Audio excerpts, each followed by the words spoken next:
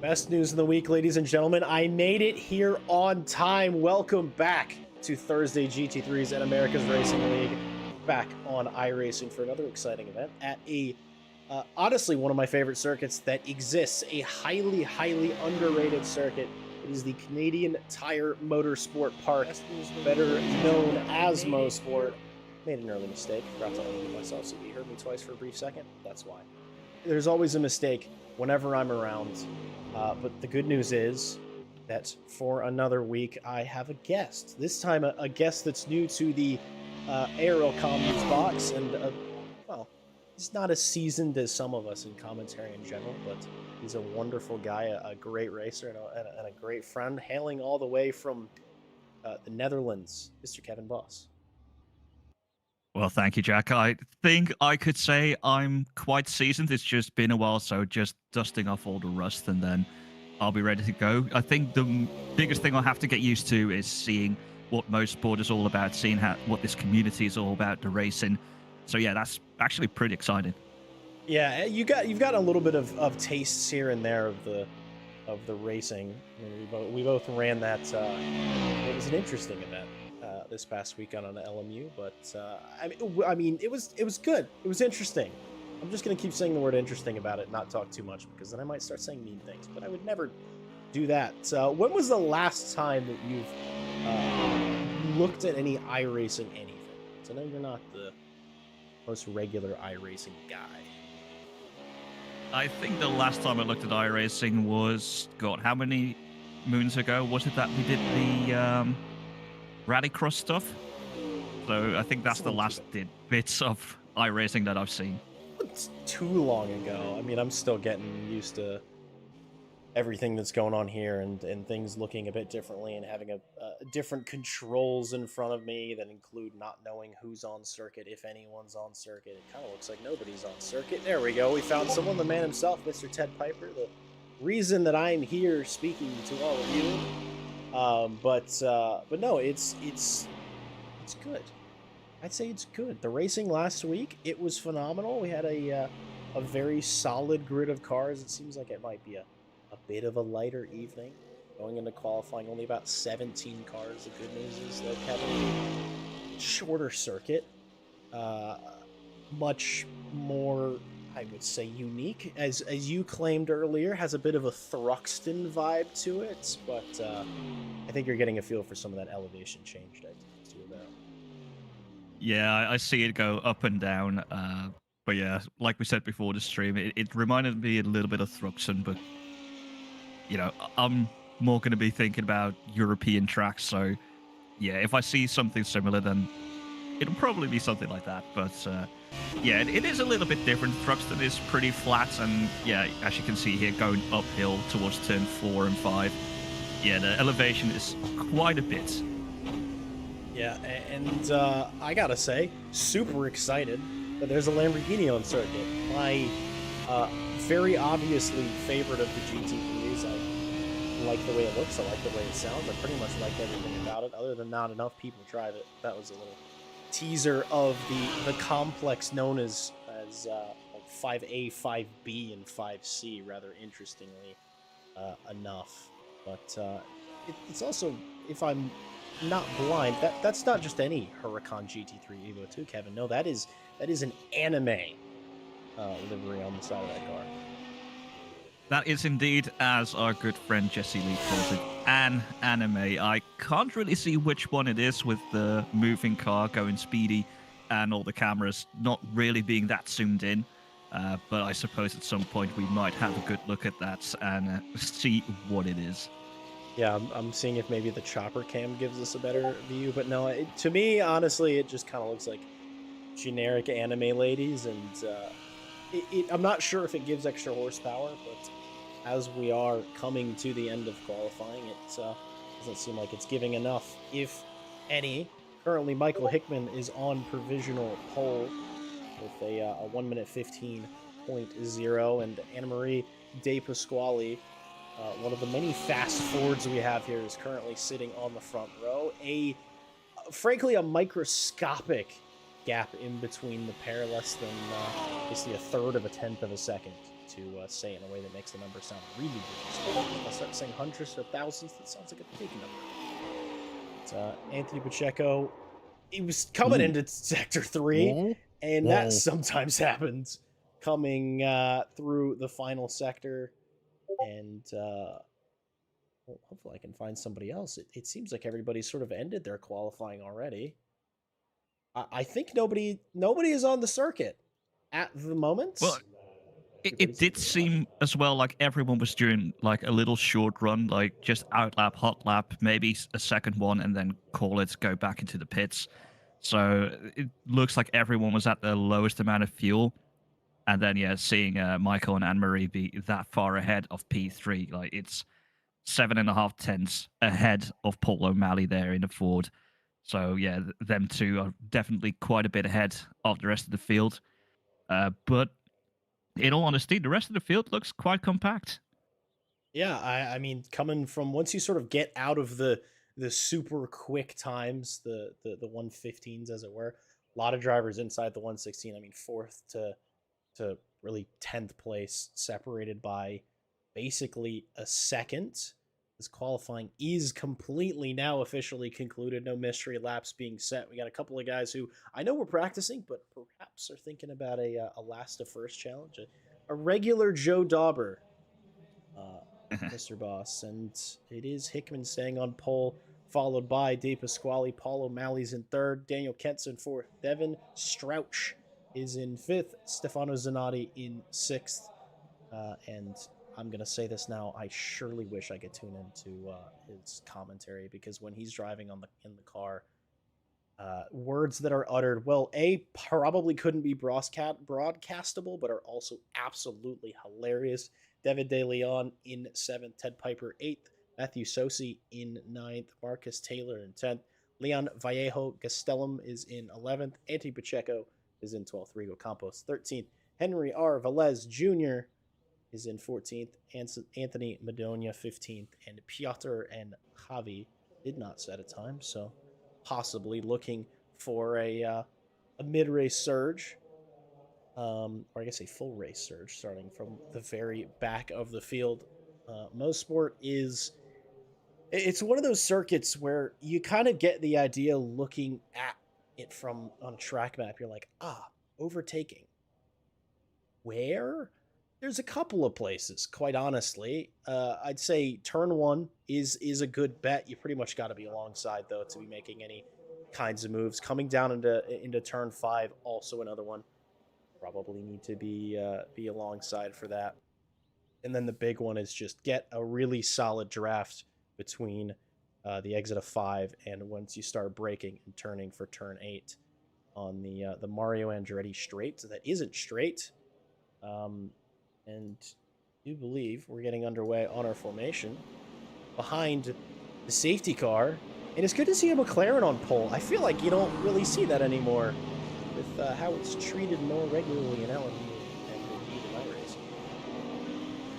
Well, to be fair, I'm not that familiar with the BOP in iRacing, as I haven't driven the GT3s there in, I'd say about a year.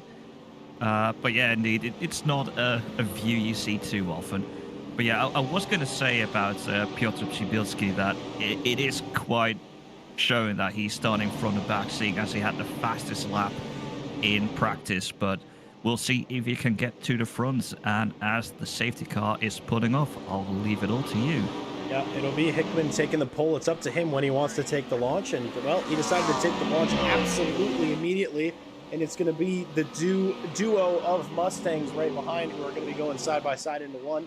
Anne-Marie just sort of on the wrong side of the circuit to take advantage of that. They're going to keep on fighting down towards turn 3, but no early race yellows, no early race big mistakes, I should say. Anne-Marie going to sort of try it in the braking zone at turn 3. That's a place you can make a move. I sort of forgot to mention that because I forgot how big the braking zone can be in some of these cars. I say big, of course, in air quotes, but it's a really, really good start for Michael Hickman. He's sort of running away. He doesn't have to fight for it because he gets to take the green under his own hold, which a little bit of love and hate the starting procedure in iRacing, but it's doing well for him, and everybody's in the shot, lined up, a couple of stragglers, but on the straight now, entering into the, well, I love it, Sector 3, but I feel like in lower downforce machinery, they hated Sector 3. Yeah, it does seem like a little bit of high speed.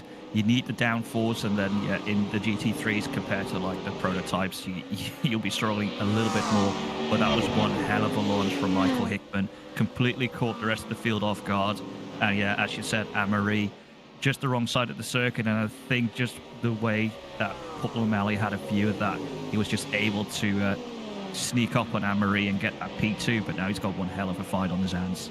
Oh, absolutely. I mean, it's a low, a lighter grid, but I know the fight is going to be intense all the way through. There's a bit of a three-way fight beginning in the middle part of the lap. You know, I thought Blimp Cam would be nice for today, but as it turns out, it's a bit soupy in Canada, and I'm getting the best view there, but gives you an idea of the distance between everybody else. A bit of a poor start, I gotta say, for Kent and Sosi. They were towards the back of the grid in terms of starting position, but they weren't seconds behind off a rip. But we'll sort of see how things are looking as we're coming back into the third as well. David De Leon, Kevin, on the back of Zanotti. More understeer coming in, and once you're on board, I'm sure, Kevin, you'll get a good idea of what I mean when I'm like, yeah, you could make a move into turn one, but you really need to be alongside. Yeah, it seems to be like with quite a lot of these slightly older tracks where, you know, you got older grass, there is no like tarmac runoff where you can just, you know, put the car there and use it to your advantage. But it also seemed a little bit like there was a bit of aero wash. As we're seeing quite a few yellows. If they quickly flash, that's just people quickly going off track. But I did want to come back to the start for Kent and Saucy. It's like they looked like they were a bit midfield at the start, so something must have happened at the start for them. But then I also saw Pacheco cause the yellow, probably a spin going into turn 2 on that second lap, and that put him all the way to the back. So yeah, some of these drivers having a really good start, and some are really struggling, as Ted Piper is looking, sniffing, having a look on the inside turn 8, just not enough, and De Leon can keep the position. Yeah, it's that I think a move we're gonna start to see as, you know, everyone gets a bit more comfortable behind one another. You'll see what that slipstream can do. We're sort of there or thereabouts, and in any circuit with a traditional turn one, you'd say that's close enough for a move, but you're sort of rushing the brakes and super committing. It's a very committal circuit for sure, and Andy Pacheco is in the pits, and I think at pit exit, and I will take a look because I do have an incident on my screen, maybe what ended him up in pit lane. Obviously this is... Oh, that's coming into turn 5. Or excuse me, no, that's coming out of turn 8. Straight into the wall with, well, sort of a free spinning wheel. I think that gave him a tow back to pit lane and a much needed repair. Yeah, and we saw that same incident happening to them in qualifying, so they do seem to be struggling with that turn 8 there. Yeah. Diego Campos is... sort of looking like a bit of a blocker car right now. He's got about 5 cars behind him that are all super close to one another. A Patronus-themed Mercedes-AMG GT3. It seems like a popular car, at least in this series. A lot of people driving it. I've heard from drivers. It's just super compliant. See Piotr sort of sniffing up a move there, but he's really not alongside. But you can apply pressure in this first sector. And there's a BMW going into the background. I think that's Marcus Taylor, who just went a bit wide into turn 1. Aero wash from off of 2 or 3 cars in front of him. So really expecting the type of understeer that he'd get. But as you called earlier on, Kevin, Piotr was the quickest guy in practice. He sort of seems to be the man to beat in terms of pace. But right now he's having to work for it. Yeah, it's also, with Piotr being in the Ford, it's not that much of an advantage that Rigo will have in that Mercedes, but even though it is compliant, like, it is still your front engine car. It will, like, heavy front engine car, it will struggle a bit through the corners, but yeah, on a straight, it will be a rocket ship. But yeah, the Ford of Piotr will also just have that V8 roaring and trying to get to the back, but it does seem like Piotr's got Rigo's number in the corners. And just about, if Ted Edwards was here, he would be probably making some squeaking noises and getting really excited, because you know as well as I do just how much that man loves a nice 5.4 liter V8 in a Mustang. If it's not a Mustang, that he'd like to hear it from a caddy, and I think once that Ford GTP is there, he'll also love that, because I believe it's going to be the same engine as Ford have put into their GT3, as we see, yes, a move from the BMW there on the inside of Henry, but can he make it stick?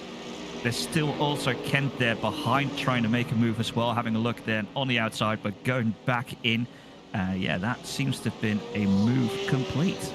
Yeah, I think it's just sort of, as it sort of ends up being when it's a drawn out, especially a multi-car fight like this, it comes down to, all right, who's going to make the first mistake? Who's going to be in the right position or the wrong position to sort of make a move? And that's sort of what it is here. A look from Marcus on Madonia, two BMWs, and they may be in a multi-car fight, but they are driving the same machinery, so no taking advantage of inherent differences in the car. It's really just, all right, who set their car up better? I think there might be a bit of a look here from Piotr into turn one. He's sort of forcing his way down the inside, but he was given just enough room. Super, super tidy from him, and that was, it was a long time coming for sure, but a superb move for them. And hopefully, Kevin, we're going to try this here. Possibly a replay of this overtake. Let's have a look. Never mind. Sadly, he's already ahead there. Yeah. So, I tried. Sadly not. But no. There's a new button that allows me to potentially create highlights for later viewing, but clearly I did it wrong, or maybe I need to do it before. I don't know. But there is a fight for the lead shaping up. Anne-Marie is there or thereabouts, was really looking for the move on Paul O'Malley, but Paul O'Malley instead says, thank you very much, sir. I'm more interested in the lead, but he didn't really get the exit. He was fully ahead into the braking zone, but McLaren just having to go out of the corner. They're still side by side. This is giving Anne-Marie an opportunity to get a little bit closer. He's still going to sort of position his car like he wants to go the long way around, but superb car placement and superb moves out of the corner. Here's Anne-Marie, baby, thinking about it. It is scrapping at the front. It is a battle for the lead, and I gotta say, Michael Hickman just shrugged that thing off and said, all right, cool, that was a nice attempt. Anyways, bye, guys. Yeah, just placed his car exactly where it needed to, but I also think Paul has a little bit of extra, let's say, fuel to try and get to the front, because I do see a Mrs. O'Malley in the chat here on YouTube saying, let's go. So, yeah, I think he wants to show, like, I can show these guys I can be P1. And, yeah, if he keeps going at it, he might actually do it. But, yeah, Paul Hickman is doing a fantastic job just driving like Paul O'Malley doesn't matter. Yeah.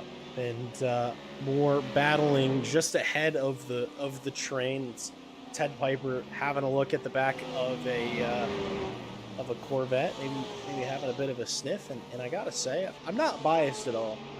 I'm a big Ted Piper fan, as I'm sure many of us is. But I haven't really seen him race in a while, except for in this iRacing series. He does have the he has a bit of pace, and he seems he's got that sort of maturity and skill to wait things out for the moment. Super close. He's been right on the back of Zanotti for not too long, and he's already looking racy. I mean, I know you're new to Mosport,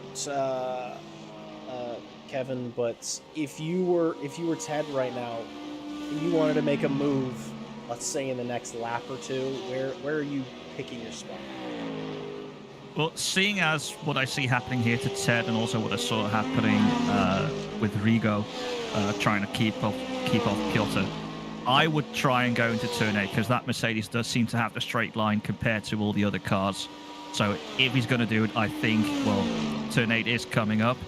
I would be looking there. We'll see. We'll see. It's really not close enough.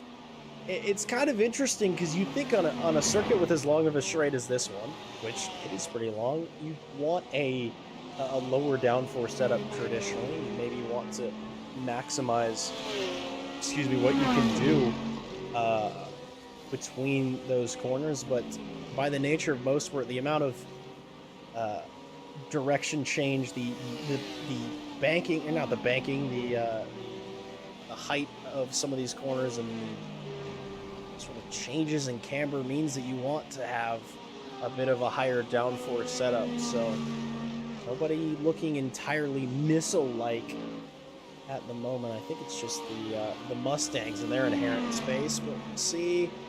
Maybe positioning his car to have a look into 5, but not really. It's a super unique section of corners and a super difficult section is turn 5, is Moss Corner. You're sort of maybe looking for turn 8, but just with a separate car. Nope, not quite, but getting in the mirrors for sure. You're carrying serious speed down through turn 4. You're going on an extreme downhill into an extreme uphill braking zone. So you're like, right, I'm going to push this braking zone as far as I can. But it's never quite early enough, or it's never quite late enough for drivers to really want to make a move. It is sort of being alongside, being a bit opportunistic. And I gotta say, car off there. Top 3. Is there a car off? I didn't even see. But yeah, it looked like it was Anthony Pacheco just being on the right-hand side of turn 2, and I saw a bumper near the wall, the tire wall there. So I do think they had another off. They went back to pit lane, and you can see now they're 1 lap behind. So if we see a return of Anthony Pacheco, it will be after quite a lengthy repair, I would think. Yeah, it's not the start you want to look for. Part of the reason that more Lamborghinis aren't driven, they're a bit bitey. In ACC, they were sort of famously undrivable. In LMU, I like it because I feel like I'm dying, but I'm gonna guess in iRacing it might be a bit of the same. It's that big old honkin' V10 in the middle of the car, just sort of taking you where it wants to go rather than where you want to go. So a great start at Canadian Tire Motorsport Park for Anthony Pacheco.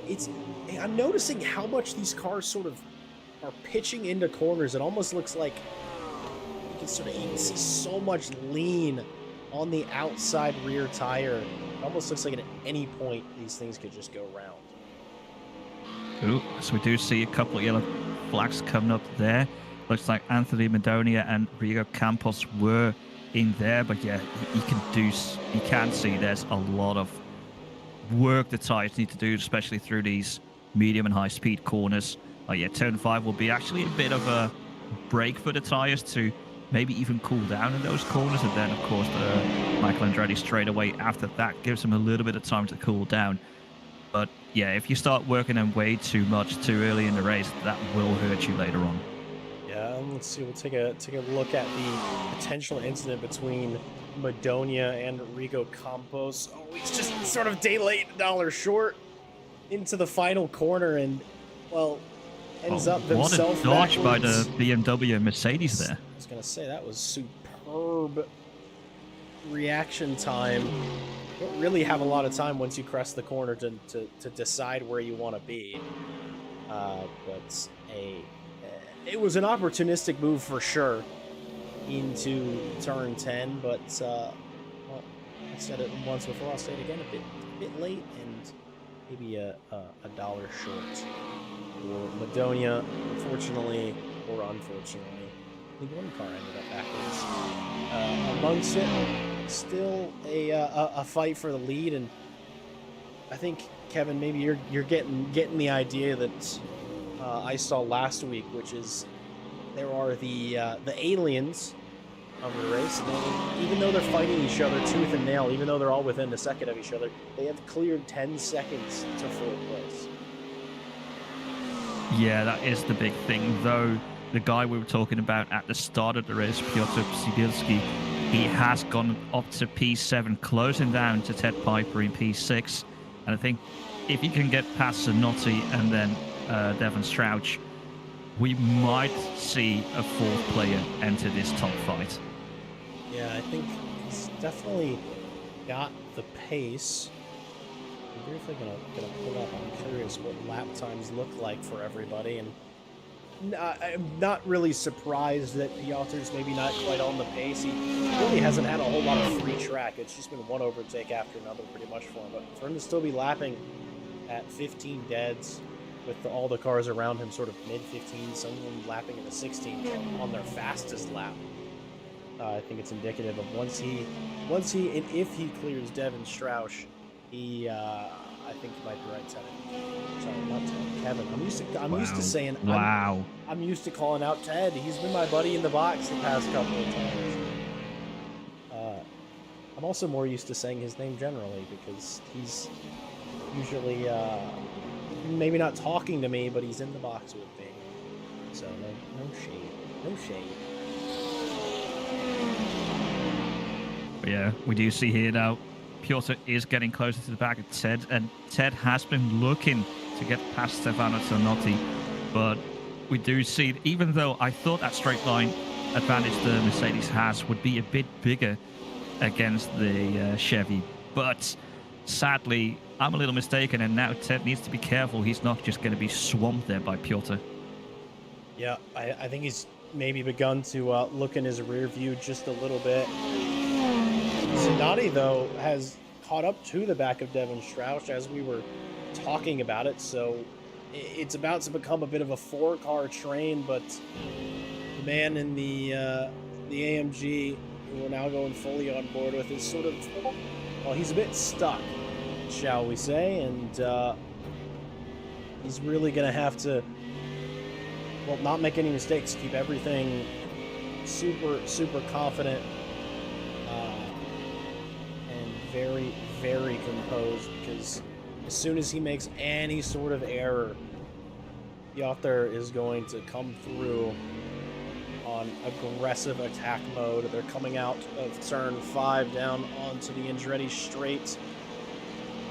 You see, this gives us a really good idea of who's the quickest car in the bunch, and it sort of seems like the Corvette, even though it is the only car that doesn't have a slipstream, was almost barely pulling away from Ted and Piotr, which is honestly extremely impressive. Maybe when I said a low downforce setup's the wrong way to go, could it be the natural pace of the Corvette in the straight line? Could it be a bit of setup? It could be a bit of both. But regardless, that thing is going to have to require an exceptional amount of work to get past at the end of the big straight. As close together as they've ever been. Zanotti, though, I wonder, you think about it, and you're like, should I be looking ahead? Should I be looking behind? Should I be doing both? Because Ted Piper's trying to make his way around me right now.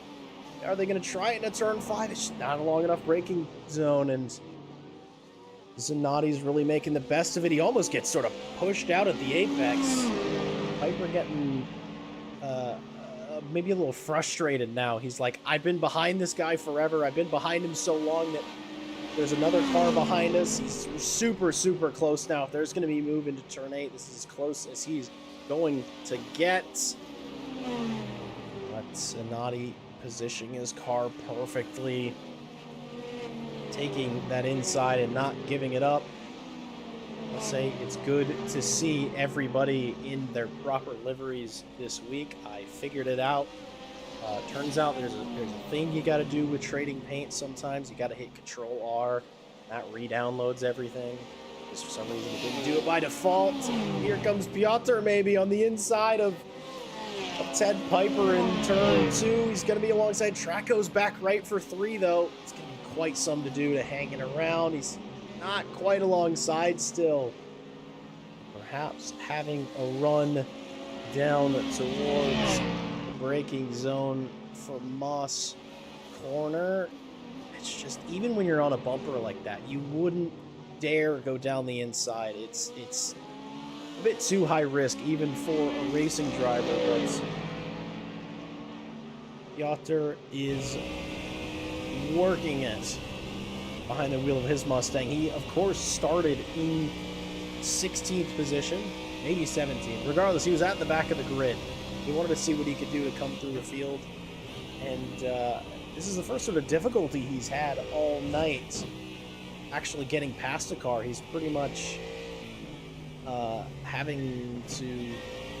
he's pretty much been just driving past everybody he sees, but for the first time, some mistakes are coming, some difficulties rather, and whether he's backing off because of mistake, whether he's backing off to maybe find some space to rethink his move here, he's just taking a bit of a moment. At the front of the field, it's still O'Malley leading Michael Hickman, though this time a bit of traffic, a bit of GT traffic, Kevin, that are maybe having a bit of an effect on the race. Anne-Marie dropping back just a bit, but she's sort of stuck behind this BMW here. Yeah, it just seems so. Even though there will be blue flags, it still doesn't mean they need to move out of the way. This is not Formula One.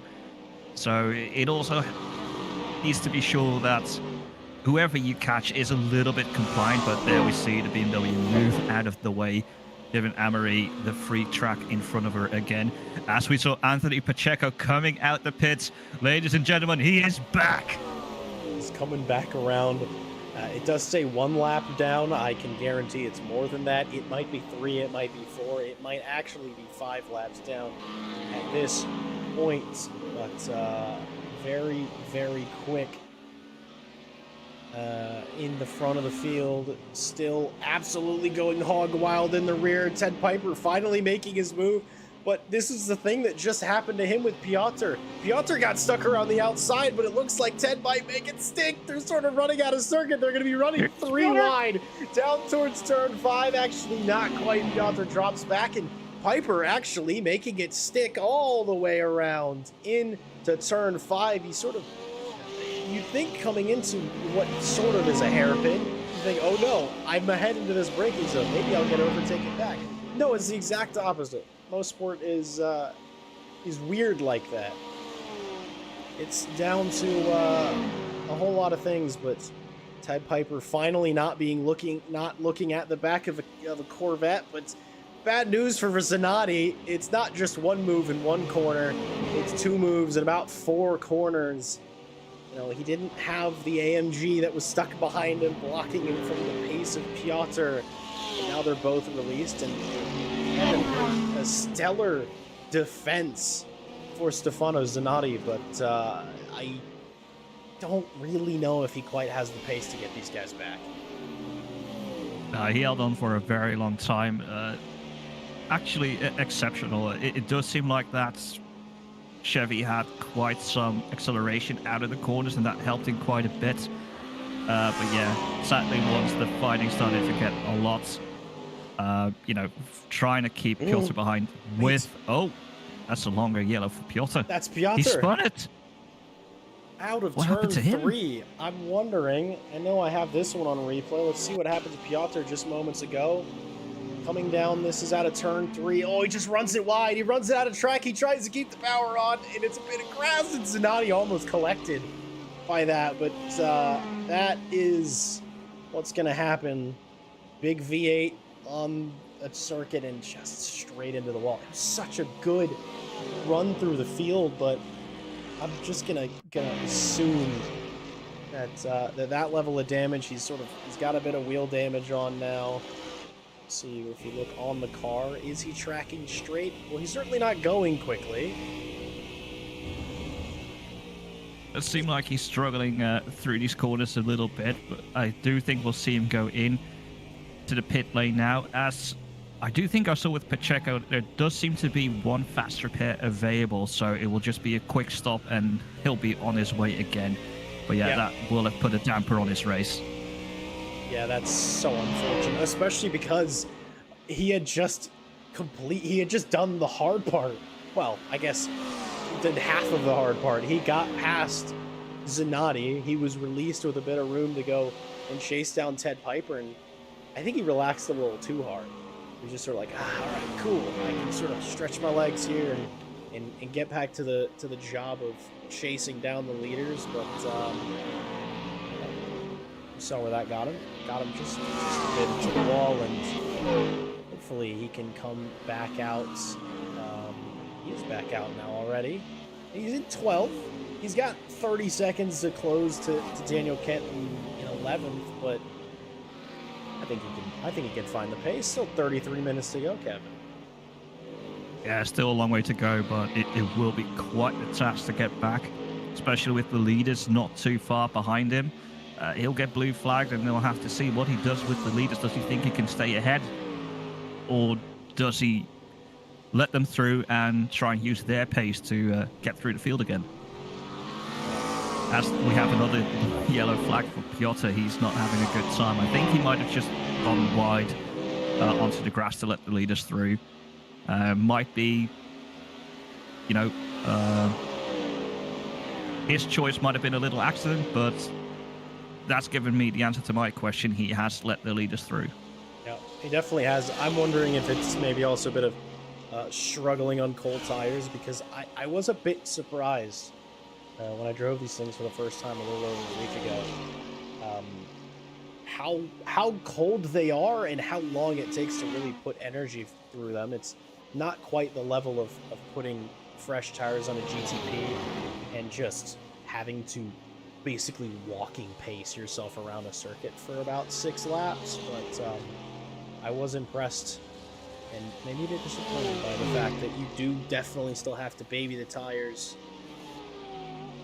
for a couple of laps. So we'll see what it looks like once Piotr gets back up to pace, whether he has found the run to make his efforts known, because he's not going to be satisfied with 12th. He was sort of pushing for a top 5 before it all went a bit wrong. But not going wrong, Kevin, for Mr. Piper. He's now looking to take another jump up to 4th. Yeah, sniffing the rear of that Porsche, now going into that technical 5A, 5B, 5C section before the Mario Andretti straightaway. And you'd think definitely now, compared to when he was fighting the Chevy of Zanotti, that you'd actually think the straight line speed of the Merc will be helping a lot here, but it just seems like the Porsche got such a good exit out of the corner that it doesn't even matter. I'm wondering, they just, it almost sort of seemed, I had a slight preconceived notion out of Sebring, but not much. It was just sort of, all right, Mustang really quick in a straight line. All right, Merc pretty quick in a straight line. But all that's kind of being dashed by whatever everybody had to do to get their cars prepped, to get everything ready for this race here at Mosport, as I do in fact believe that Mr. Paul O'Malley has just entered pit lane from 2nd place, so going for the often common 50-50 fuel strats, more commonly seen in ACC, more commonly seen in iRacing, and I still never expected. I'm just so used to, Kevin, of both racing and watching LMU. I'm like, why would you stop at 50%? You be stationary for longer and all that noise. But nope. Sprint race stuff. Half and half tends to be the way to go. So I'm interested to see if and how long the likes of Hickman and Anne-Marie de Pasquale are going to extend. Well, it depends on how much fuel they have in the tank. It is true that here in iRacing and also in ACC that taking in the fuel is a lot faster than games like LMU, but we do see Ted Piper going in now, and as he's been stuck behind Devon Strash, this might be the undercut that gets him to the front, and we might see the same with Paul O'Malley trying to get to P1 with the undercut. Yeah. If it's executed well, it is definitely something to go for. I can't say whether they're going to be taking tires. I honestly have no idea. I don't think I have a way of knowing. And if I do, maybe I'll figure it out by next week. But generally, sports cars of pretty much any make, whether it's anything really in the IMSA field, easily can do an hour on a set of tires. But a grass being kicked up. I'm not sure who was doing that in the back of shop, but a bunch of grass being kicked up. I think that was Kent and Compost, maybe. They're kind of fighting like lions here in the backfield. There's our boy in the Lamborghini, Anthony Pacheco. He may be 4 laps down, but he's got a good seat to this fight. But tires generally should be able to easily do an hour, if not longer. A lot of times in endurance, especially, Kevin, as I'm sure you know, I mean, you're double stinting, maybe triple stinting a tire. So it might be on the car for 90 minutes. It might be on the car for 130 minutes. Yeah, it really depends on the car. It's like in hypercars, we were doing triple stints at Le Mans. At some tracks like Qatar, maybe you double stints. Even that might be difficult. But yeah, usually with these GT3s, you should be able to do an hour easily, maybe even 2. So it depends on how long it takes to change tires on these cars, whether they take a fresh set or not, because you still need to get the temperature into those things. So yeah, depending on how much time you lose is whether you change them or not. But it did seem like Kent was falling a little bit behind Campos there in that final section, but it just seems like he was lining it up for a better exit out of turn 5. Yeah, while he was doing that, O'Malley pulled off the undercut by a huge margin. Quite honestly, he came out and he's 3 seconds clear of Hickman and Anne-Marie, who I do believe pitted on the same lap. And I don't know if that's because one took tires and one didn't. It's just whatever it was, the strategy was super well executed. And well, now he's got 20 minutes to hold position and or 20 minutes to drive away just as fast as that big V8 motor can carry him. Yeah, and it did seem like Paul O'Malley, like he didn't have the pace of Hickman and De Pasquale in qualifying, but in the race trim, he's been a rocket. He might not have been able to make the move for P1 on track, but now that he's released, he is showing what he can do. And yeah, that undercut was very well done. Back on with our boy Piotr, and the interesting thing about when he had his incident is he could very much put enough fuel in the car to complete his race and probably have very decent pace doing it. So because of that, after these pit stops have happened, I'm not sure if the entire field has pitted. I should probably find the button to tell me. But he's up to 9th, and right now really hot on the up to 8th rather. Everything's happening. Someone was in the pits. I think that was De Leon. He just overtook. He was coming out. He's getting ready to maybe make a move on the cell-shaded AMG of Sanabria. Oh. I wonder if he's getting any flashbacks coming through 3. He knows he can't touch that grass on the exit. He is running nice and wide, but this time keeps it out of the grass, keeps it on the circuit, doesn't even need to touch that exit curb. He's up to 7th. And also, Javi was quite compliant as well going into turns 2 and 3, so it might be that they remember from Piotr coming through previously, no use for their race to maybe try and keep Piotr behind, but think more about the cars behind, because you might be asking more and more and more of the tires if you try and keep Piotr behind, and then they might just be thinking, okay, keep the tire alive and actually fight the people that you can be fighting. Yeah, and I did find the button. So everybody has pit now, maybe except for possibly Pacheco, possibly Megasos. You need to grab some more fuel at some point. I mean, 7 laps in, 12 laps in. That is enough to fill forward the whole time. So I would anticipate they maybe don't stop. But, given that Piotr sort of undercut, and you can't see, but I'm very much heavily air quoting, undercut the field. He did have to take that repair. He did have to limp around for that entire lap. So obviously it is time lost. It isn't time gained. But he's very much in the sort of window of like an acceptable pit stop. So he's not running a super amount of fuel, and right now he's sort of running a super amount of pace. He's pretty much lapping with as quick as the people in front, and that also included Kevin an overtake that last lap. Yeah, for sure. But Piotr's shown it in practice and through the first half of this race. Like, he's got the pace, he can go forward. But I have seen another thing. Ted Piper is ahead of Devin Strouch in that Porsche, so maybe Ted can now also spread his wings, fly away, and shows his full pace, because now finally he has some free track in front of him. Might be the only time he's really had a free track since qualifying, most likely. And see if maybe Marcus Taylor's looking for something with David De Leon, who did just come out of pit lane recently. And I'm gonna guess that based on where lap times are, as people are just coming out, I don't really think anybody took new tires. No crazy lack of pace. Everybody's sort of still within the sort of 1 minute 15, 1 minute 16 time delta.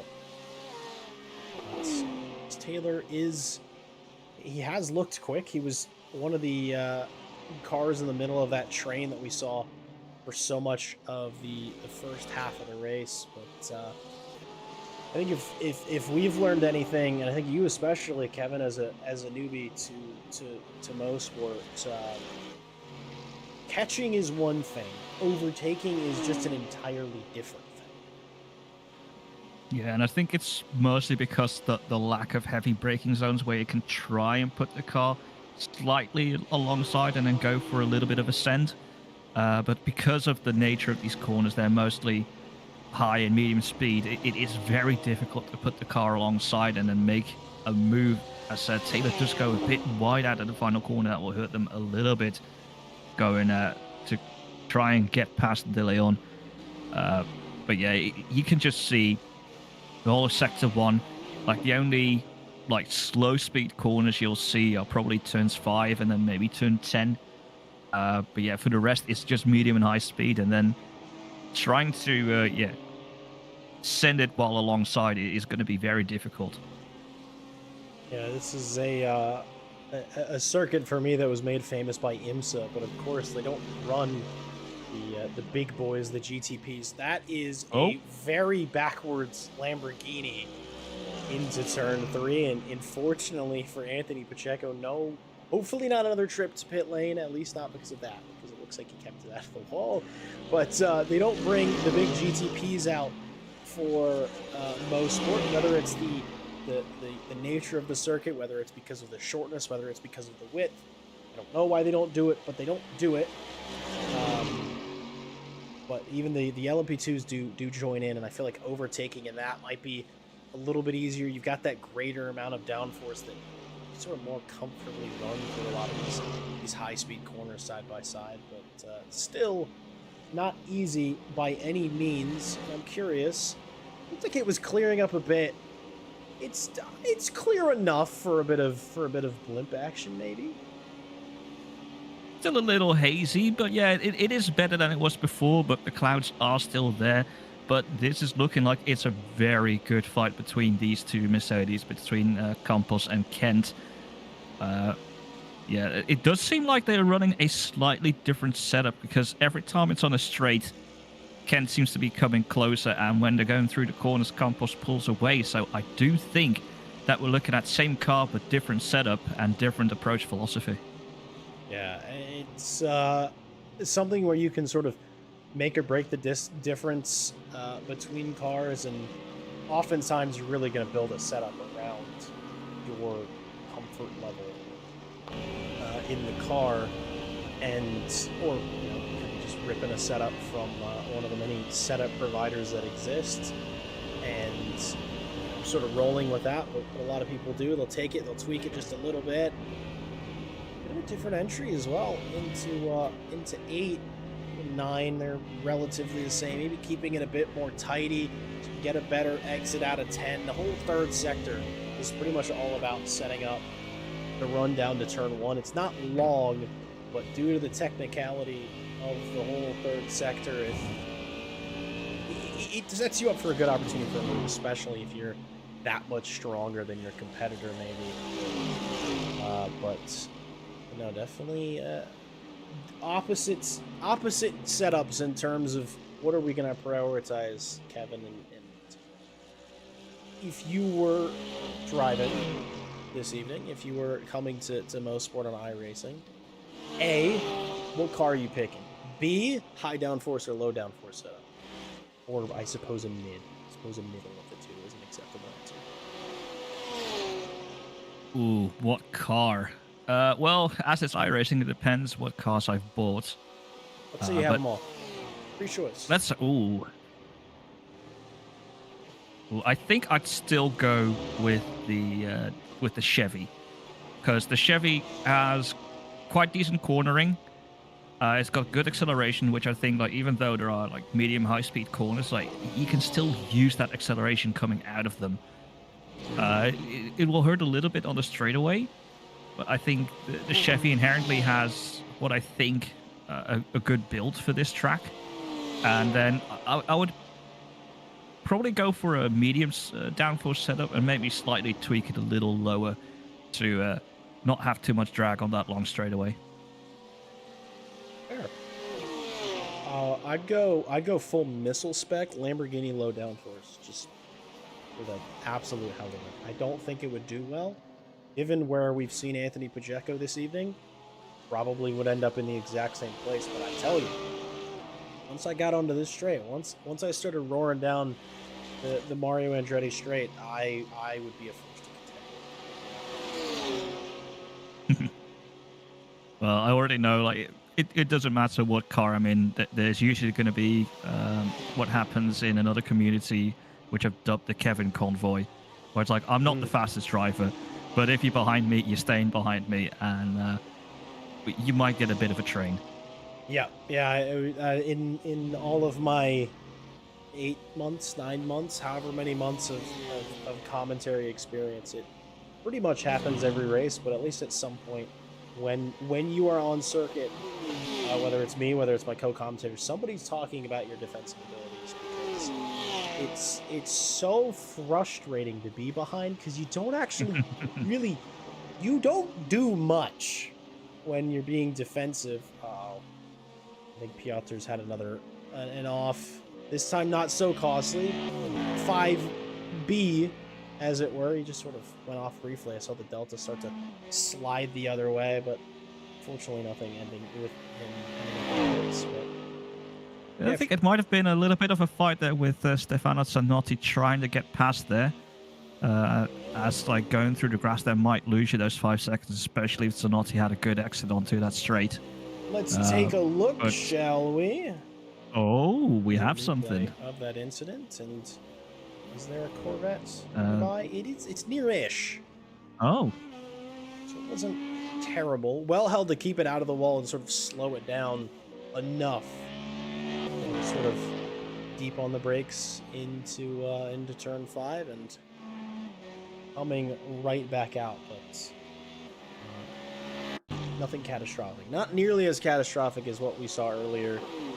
Well, 15 minutes for him. I think, given that a second has already been taken out of Stefano Zanotti, I believe there might be an opportunity for at least a 6th place finish for Piotr, who I've strategically yet to have attempted to say the last name. I leave that to you, because you're European and you're used to that kind of thing. It depends, because I've heard some Polish, so I think I know how to pronounce that one, but there are some names that I'm not even gonna dare. But I actually think that once Piotr's passed Stefano, if we look at when his incident happened, it was with half an hour in the race to go. He's nearing Piotr now. Correction, he's approaching Stefano now. If he gets past, I think we could see him fight for P5. I think you might be right. I think, because I had a look at that and I was like, 12 seconds. But maybe. I will say on Tuesday, in the AMS2 Vintage IMSA ALMS series that is also being run and broadcasts. The man who went and won the race in the GT1 class nuked I think 35-second gap in about 12 minutes. So anything is possible, and if you have the pace and you have the commitment, I don't know. I tell him give it a go, regardless. The one issue Piotr will be running into is getting past Stefano Zanotti, because we did notice earlier on that is quite the struggle. But yeah, not impossible, but it might take him a few laps to get past. I think so. But well, we're looking at Leon Vallejo Vistel. To be honest, don't know why, don't know how, but I don't know, he's here. We'll talk about him. Sort of an admittedly tricky race for the man championing the Porsche.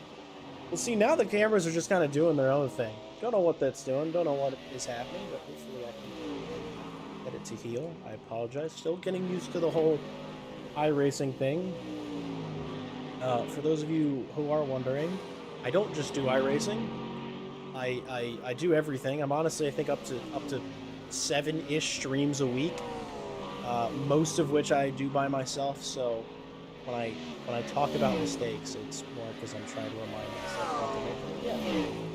But Anne-Marie is as close as they've been since the pit stops, really, to the back of Michael Hickman. I wonder, Kevin, was it a bit of maybe managing pace and then deploying it as it got later in the race?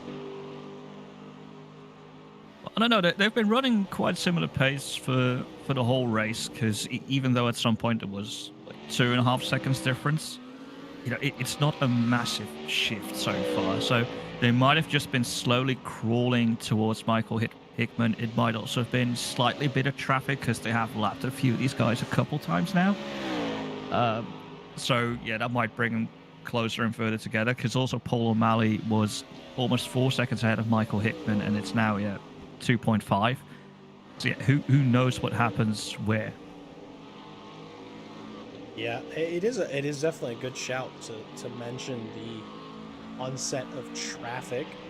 It wasn't as apparent last week as it was this time.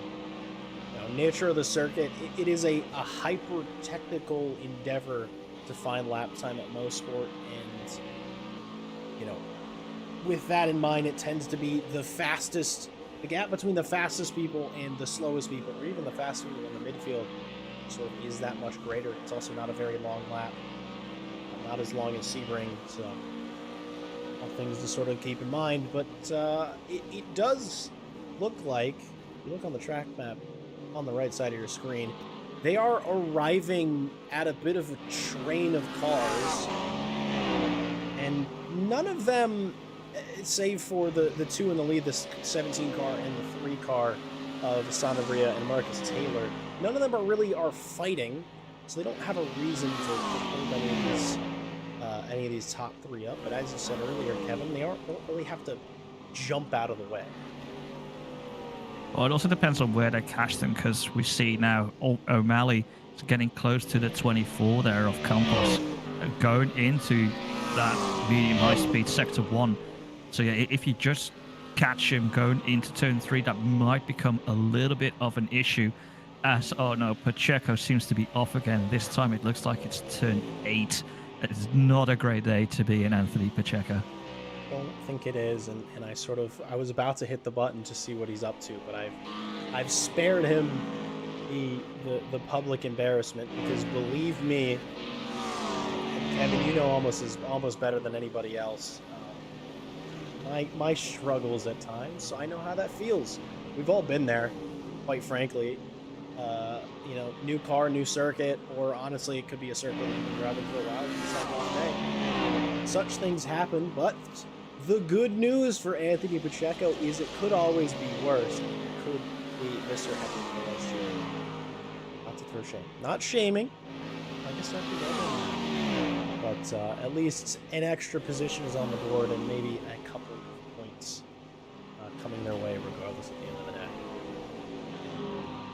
Yeah, it could always be worse. Like, at least they're still going, though.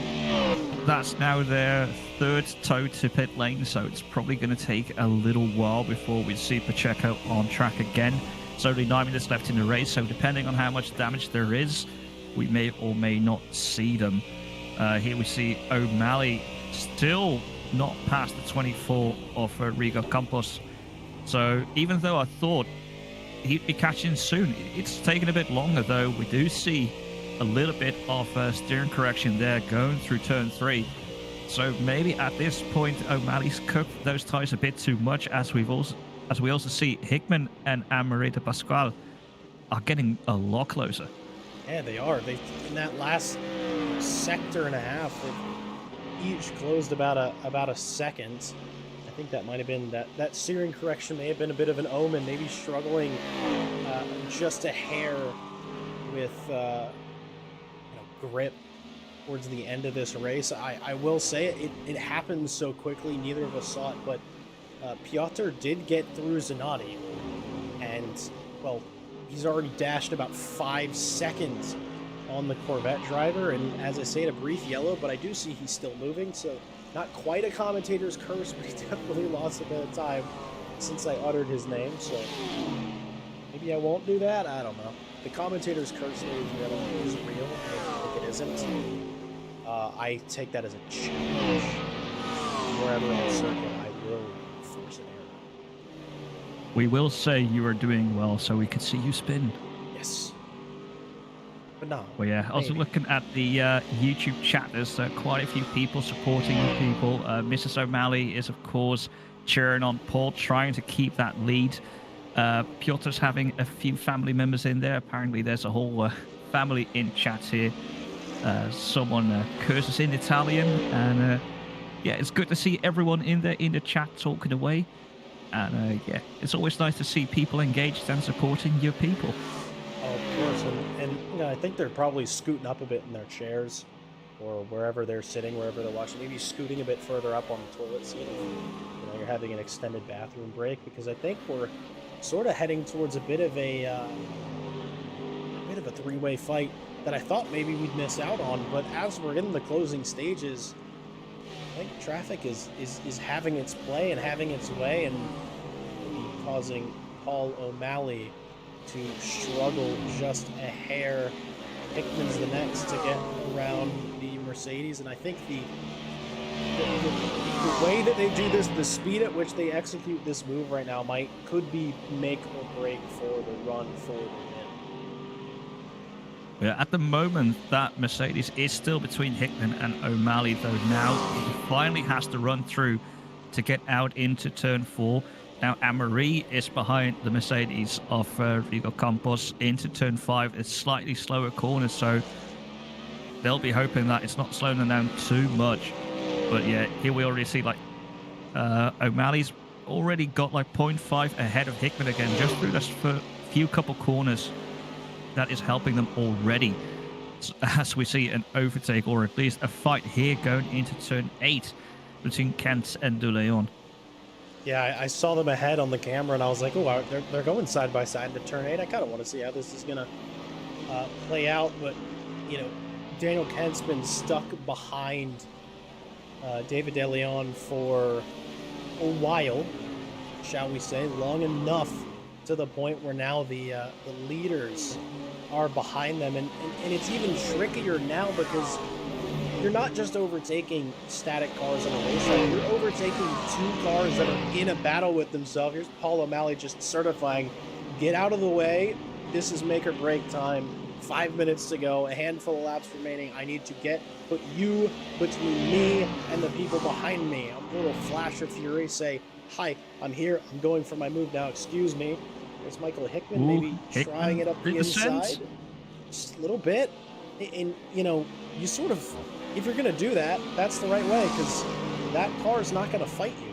That car is not going to then be like, oh man, you can't do that. I'm going to repass you. No, this is the leading group. You sort of have to respect it. That's the nature of blue flags in sports car racing. And the leading 3 almost through the traffic entirely. Anne-Marie is back under that half second to Michael Hickman, but of course they have another car between them and Paul O'Malley. But, you know, I think I'm starting to understand why they don't bring the hypercars here. How absurd would this be if it was like a 60-car grid? 60 cars, 3 classes. I do think that's a recipe for disaster. But maybe... Oh, wait a minute. That's Anne-Marie through Michael Hickman. Sort of out of nowhere. He had a bad run. Maybe amongst all the traffic. And just sort of side absolutely through. Yeah, Campos has gone ahead of De Leon, so a lot of things happened there. I think Hickman might have been looking to overtake there, but that caught him wide, caught De Leon wide, caught everyone wide and in a different position. And Anne-Marie was just able to scoot on through. That is some great traffic management there from Anne-Marie. Yeah, and normally this would be the time when I say multi-class giveth and multi-class taketh away, but of course, not so today. This is single-class GT stuff, but still traffic has an impact. And you know, I'm not even sure if it was a mistake from Hickman that put him in that position. It very well just looked like he just got unlucky. Wrong place, wrong time, while Anne-Marie was in right place, right time, and just sort of snapped their way through the traffic. But, it's now Anne-Marie's job. She's carrying the torch, Kevin, to go and overtake Paul O'Malley. Yeah, she does, and it looks like they're now both going through the number 3 there of Marcus Taylor, so there's not really a lot happening between the two there, though I do see Piotr is getting to the back of Sanabria, but it does mean that something happened to him again, because we were looking at him maybe getting P5, and he's back now in P8. So something happened there. Well, we've been focusing on the top 3.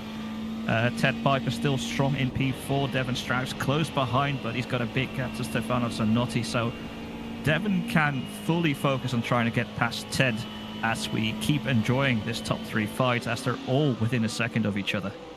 Yeah, sort of hoping that maybe, no, possibly. I was hoping the chopper cam would be wide enough so that we get to see everybody, but I think we're going to do that. We got to go full blimp.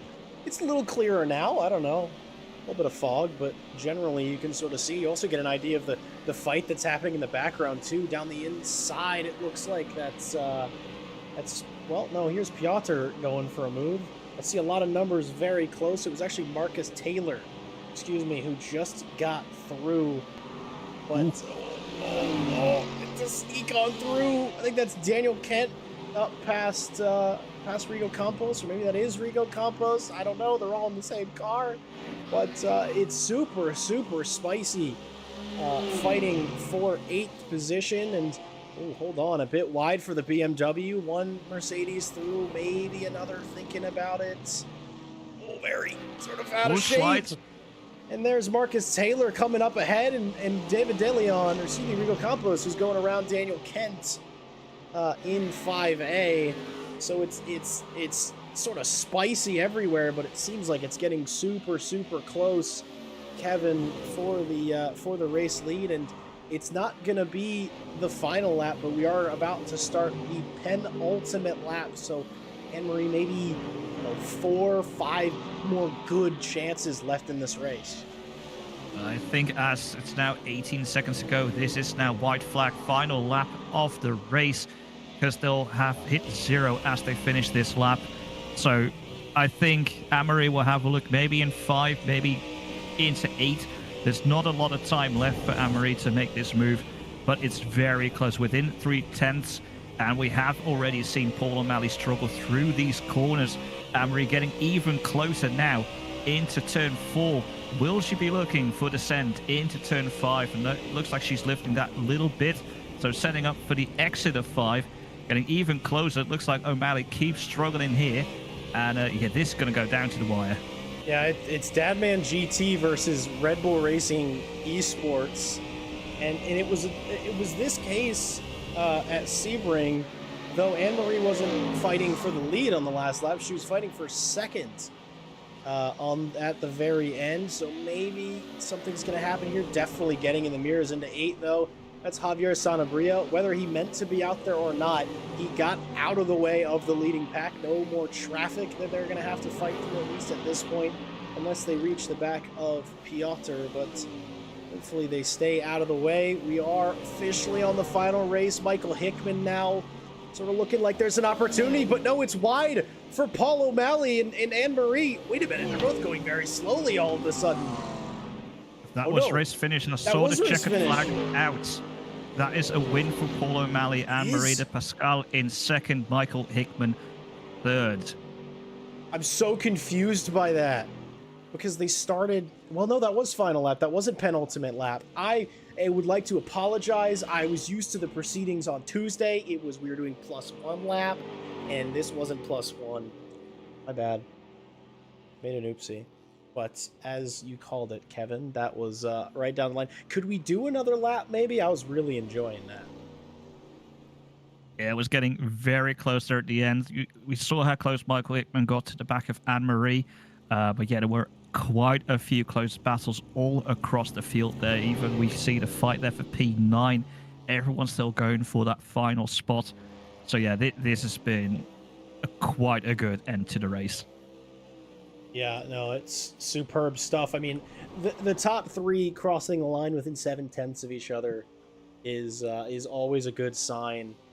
A bit of Dadman, well, I was going to say Dadman burnouts turns into donuts on the end, but it is your top three all separated by such a slight amount. Ted Piper, he held on to fourth. It seemed like he had to work for it just a bit with Devin Strouch towards the very end. They were really never far apart after Ted got ahead with that undercut. Stefano Zanotti holding on to sixth. He probably got overtaken. Well, he probably got overtaken possibly more than 6 times, but he didn't end up really dropping any positions outside of the one that stuck for Ted Piper. Stefano driving a great race, probably saying some exciting words in Italian. I do wish I could hear what he was saying amongst all that fighting.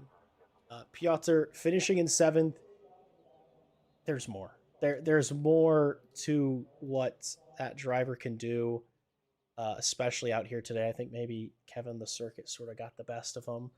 Javi Sanabria in 8th, Marcus Taylor 9th, Daniel Kent in 10th, Enrico Campos in 11th. That 9 through 11th sort of, it really could have gone any way between the three of them, the way those three were getting after it.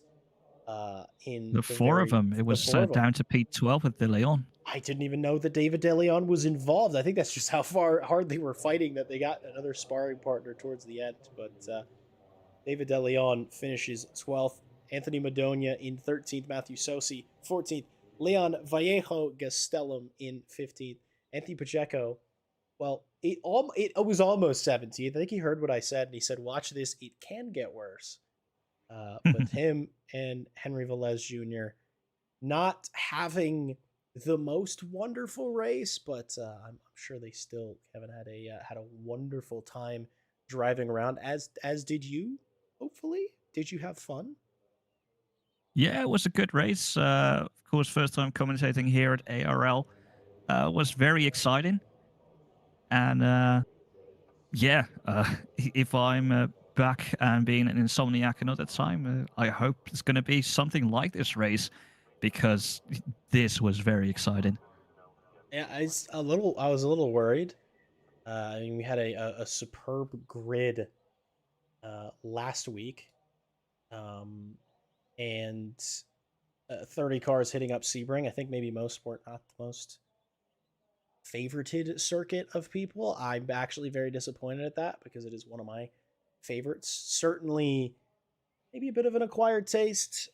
You do have to race extremely hard and extremely precisely to get any sort of a good result, but hopefully as we tune in and move our way through the rest of the season, of course this only being round 3, there should be more good racing to come, more great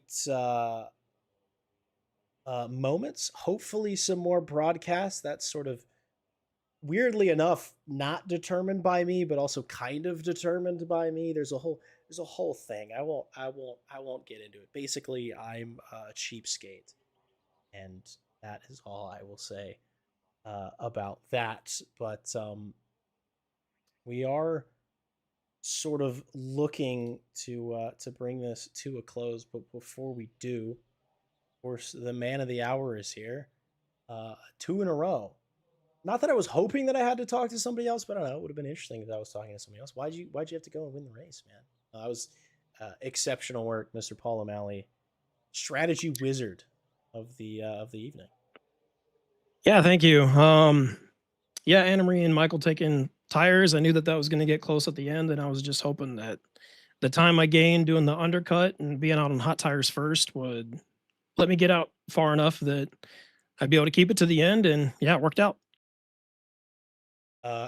Towards the, I don't know, last sort of 5 minutes, things getting a little dicey with traffic. How, I mean, from what looked like just a drive to the finish to everything's a bit scary. I mean, just sort of take us through that from a driver's perspective.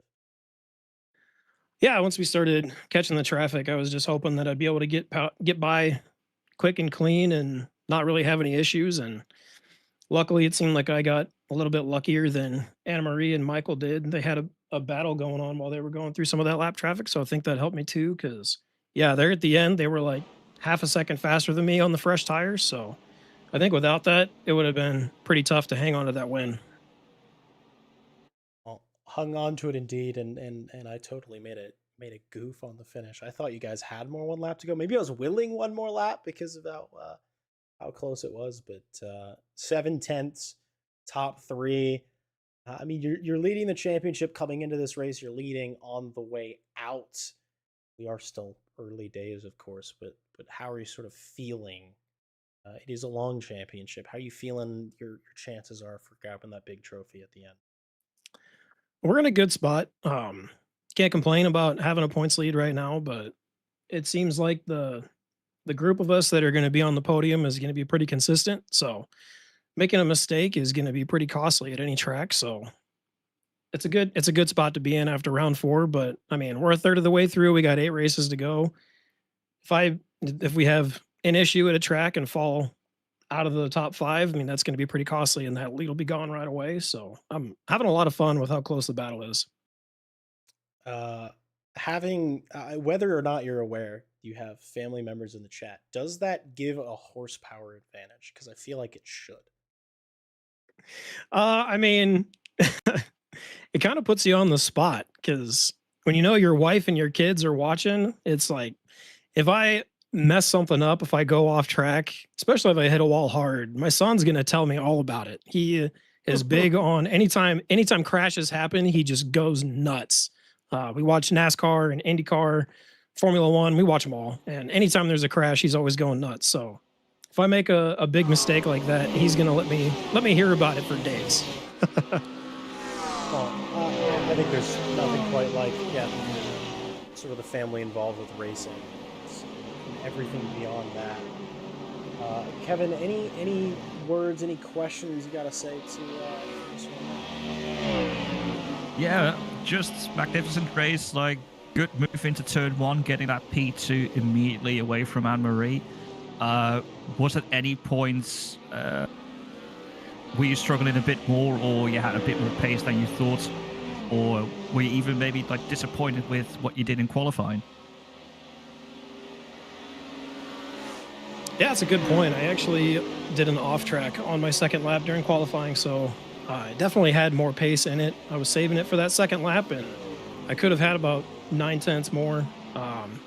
So could have put it on pole, would have been a good place to start, but thankfully didn't hurt too bad starting P3, so I was still in a good spot, was able to make a move there at the start. I think Anna Marie just got kind of surprised by the start of the race. It wasn't really anything I did. I think I was just faster on the throttle was all.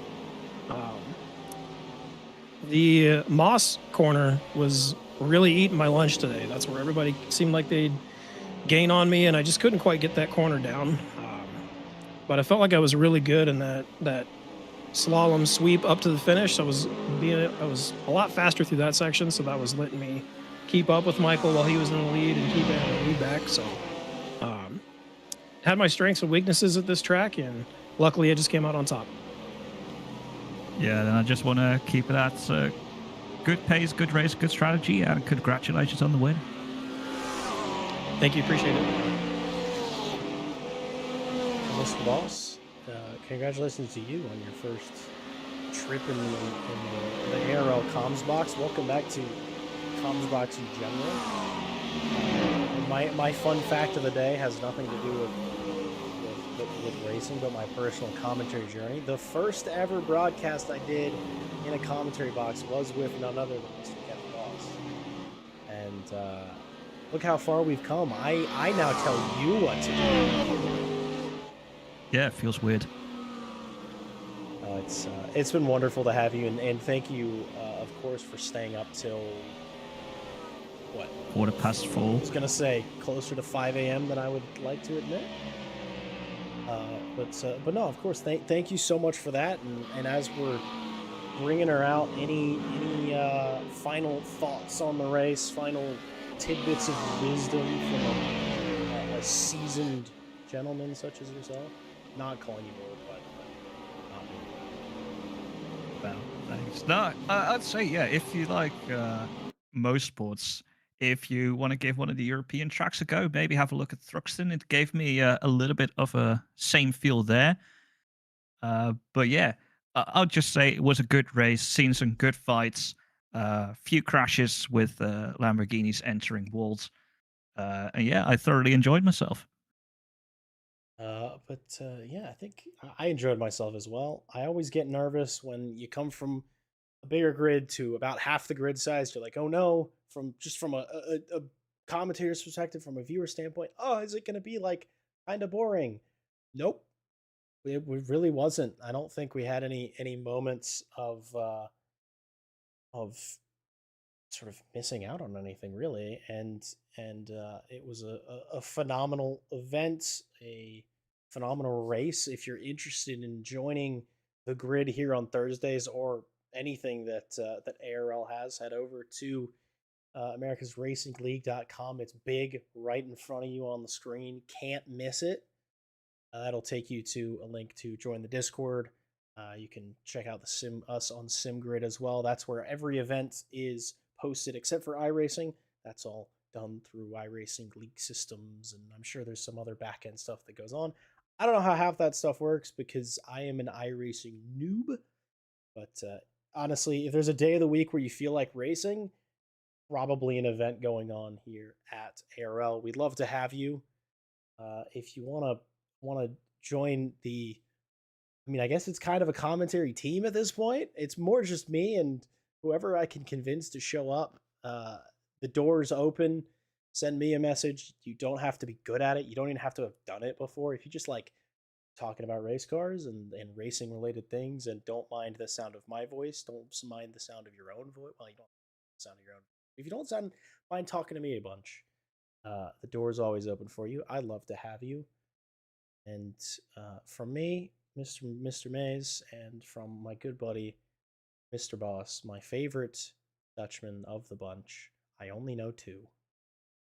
Thank you so much for joining us this evening. I look forward to, I believe Sunday will be the next stream at ARL. We'll be back, we'll be on LMU for the big grid, some more GT3 action, interestingly, but on more European-centric circuits and on a different, maybe slightly prettier sim, is Le Mans Ultimate. But beyond that, have a wonderful rest of your night. Stay safe. Wear your seatbelts in your race car, and also wear your helmet too. Don't forget your Hans device. All of that is important for all of the 0 people who are driving real race cars in their free time. And if any of them are that are listening, and if you need like a test driver or like a teammate, I'm really I have no experience, but I feel like I'd be really fun. Enough waffling for me. Thank you one final time for joining us. Thank you to all the drivers for giving us something to watch this evening. And have a wonderful rest of your night. And I look forward to hearing from all of you. soon.